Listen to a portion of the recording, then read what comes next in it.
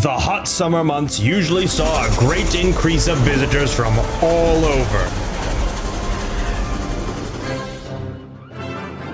Platforms were crowded with holiday makers. Normally, the engines could take it in stride, but now they could feel the weight of the workload. Trains were getting so long that the big engines had to sit outside the canopy at the big station, directly under the scorching sun.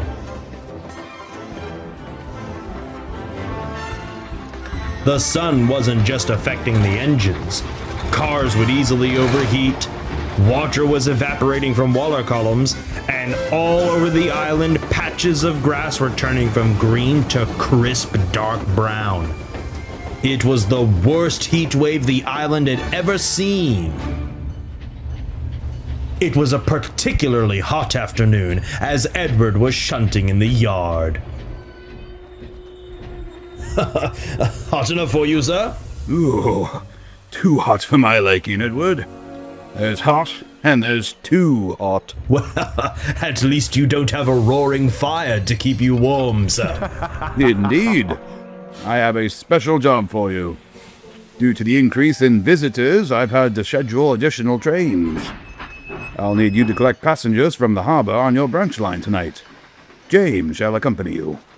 Well, with all due respect, sir, this isn't my first summer rush. I'm sure I could handle a few extra coaches. That may be, Edward. But I don't want to risk it. Of course, sir. But before that, I need you to shunt at the harbor. Poor Derek is feeling the heat today. Yes, sir. I'll be on my way.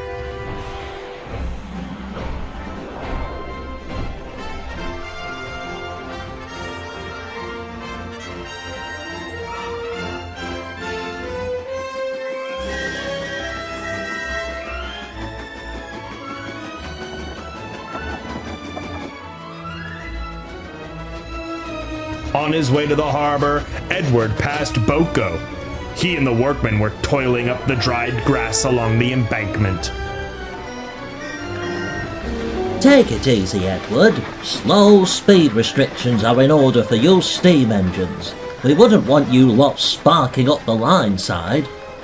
Heavens no! That'll surely spark up some trouble with the fetch controller.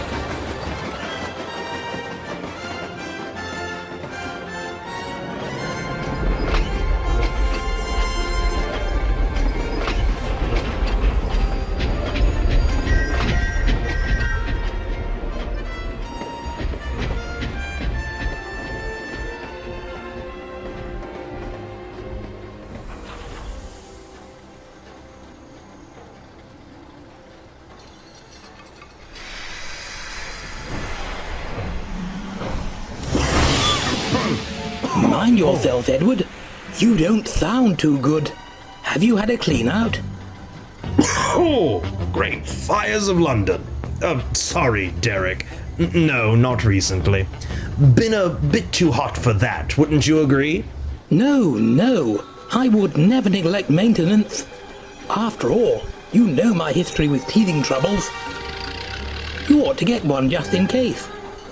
I'd love to, really. But the fetch controller scheduled me for a special service with James later today. I can't miss it. 1, for the passengers, and 2, because I'd rather not hear James's incessant whining if I shirked my duties for washouts. I do appreciate the concern, Derek, but I'll be fine. I've experienced worse, after all. You have? Picture it, September 1965.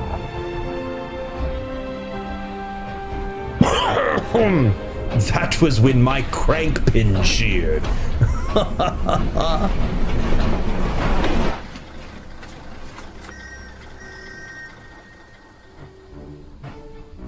Later that afternoon, Edward found James waiting at the harbor station.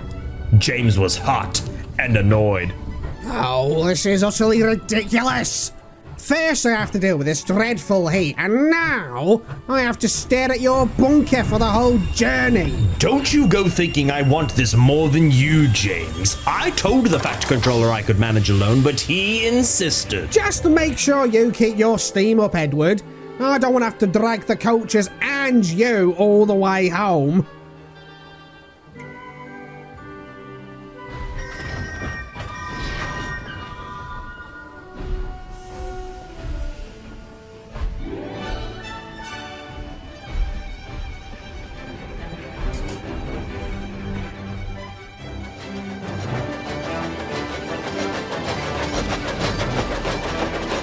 At first, they found the train easy to pull, and puffed along the line with the coaches singing cheerfully.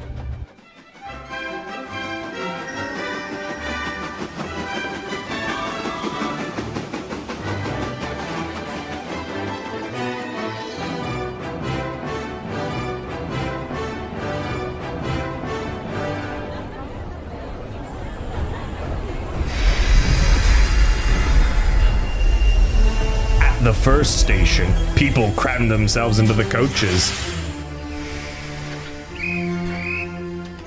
The engine started and felt the tension in the couplings. Crikey Moses, what are they feeding these people? Enough of that, James. We don't have time to dilly-dally. Just get those pistons pumping.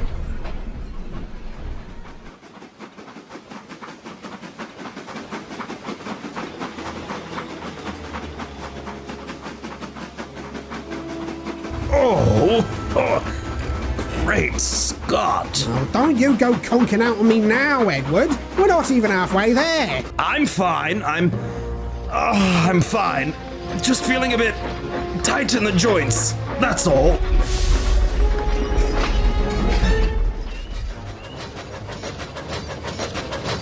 It was getting dark when they stopped to pick up passengers. This time, even more passengers crowded into their carriages.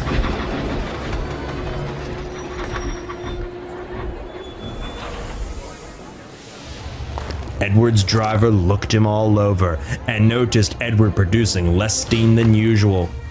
He checked the pressure gauge. On the platform, the guard blew his whistle and waved his flag. Oh no, something must be blocking your feed pipe, Edward. I'll take a look at it when we get to the next station. Not that far now, hopefully. But he never got the chance to do it. Edward jerked forward, sparks shot from his funnel. They flew past James and showered the rails and ballast beside him. Do you mind, Sparky? Just get them moving!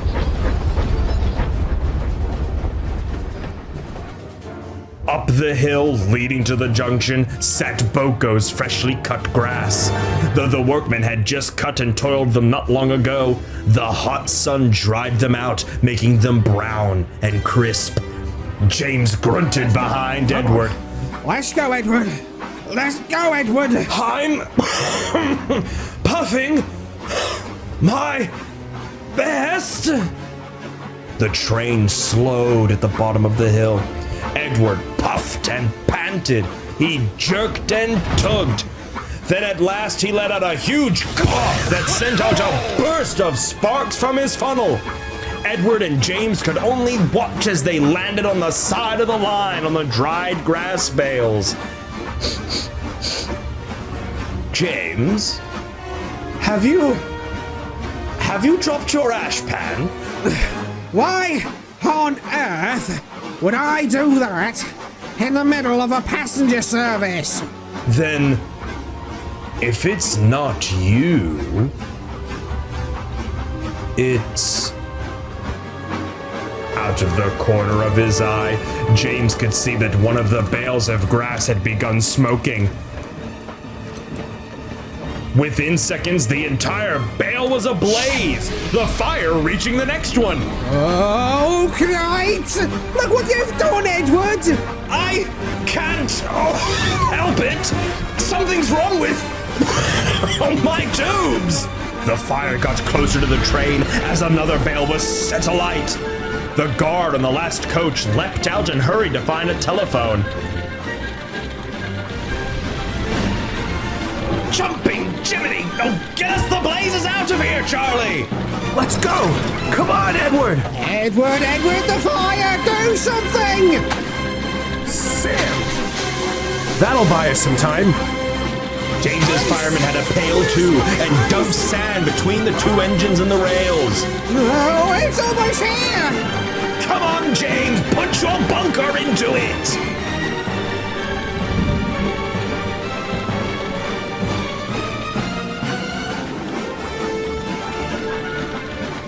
Edward! Brace yourselves!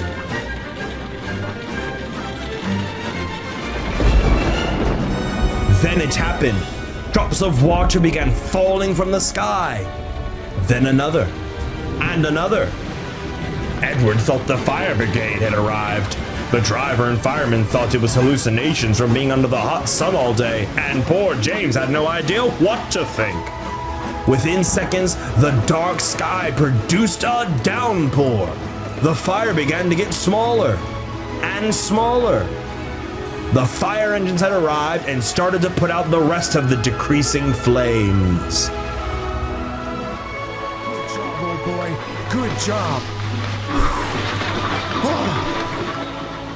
The event had made the train very late, but soon James and Edward steamed into the junction. Goodness me, Edward. Is everyone all right? Everyone's fine, sir. A bit of charred paint, that's all. Thankfully, I was visiting the yards here when I got a call from your guard. From what I can see, you two work splendidly. Edward was grand, sir. Even with his block tubes, he pulled out enough for 3. Well, it's a good thing I had James come with you, Edward, isn't it? Indeed, sir. Ah, and with that said, I shall send you to the works. We'll have the weapon inspect your block tubes and funnel. And me, sir? Of course, James. A fresh coat of paint for you. Yes.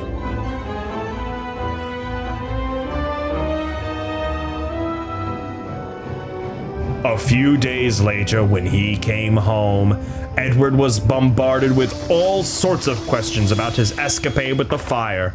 There's no way you could have managed that on your own. Valiant effort, my dear Edward. A true enterprising engine. Proper lad you are, Edward. Get in there. So, does that mean you know what the weather is tomorrow?